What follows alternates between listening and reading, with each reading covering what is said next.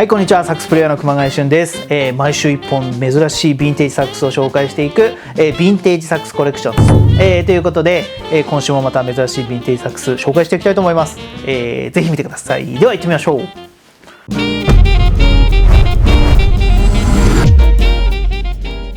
はい、では今回紹介するヴィンテージサックスはこちらです。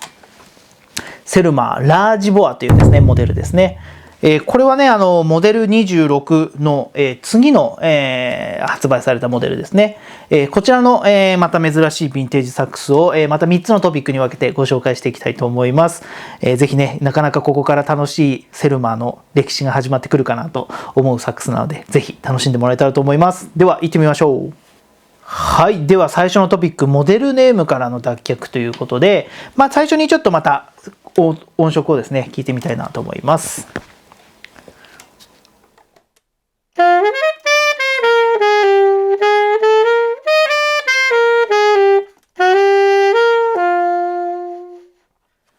なんかね、モデル26とかと比べると、少しサウンドが明るくなったというか、輝かしくなったというか、音がこう鳴りやすくなったようなイメージがありますね。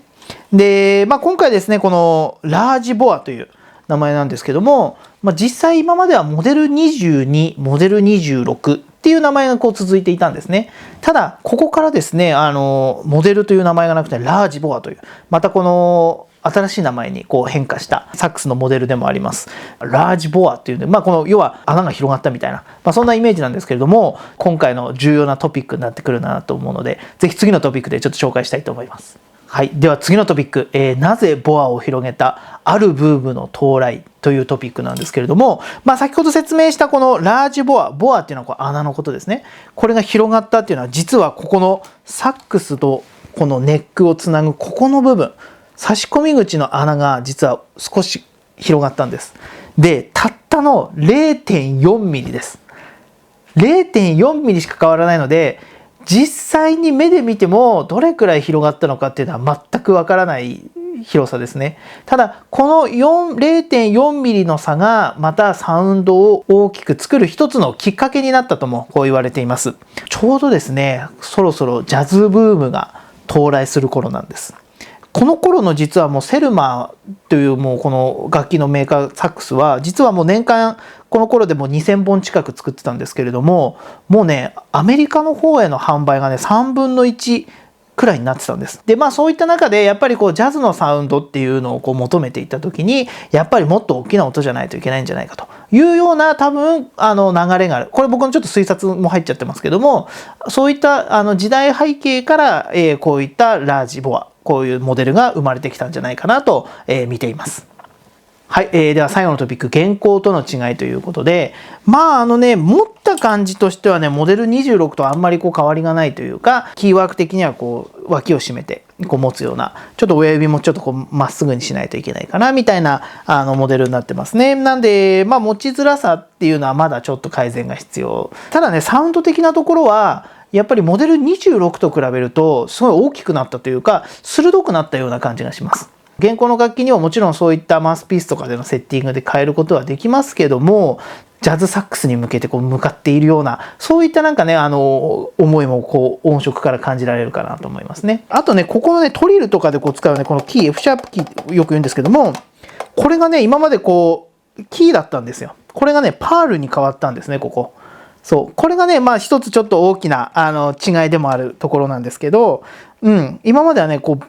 また今の現行ともまた違うんですけれども、これもまた一つの特徴になっているかなと思います。はい、ということで最後に、こちらのラージボア、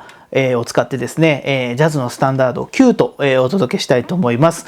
少しねこの鋭くなってきたこのセルマーのジャズサウンド、ぜひね楽しんでいただけたらと思います。ぜひ聴いてください。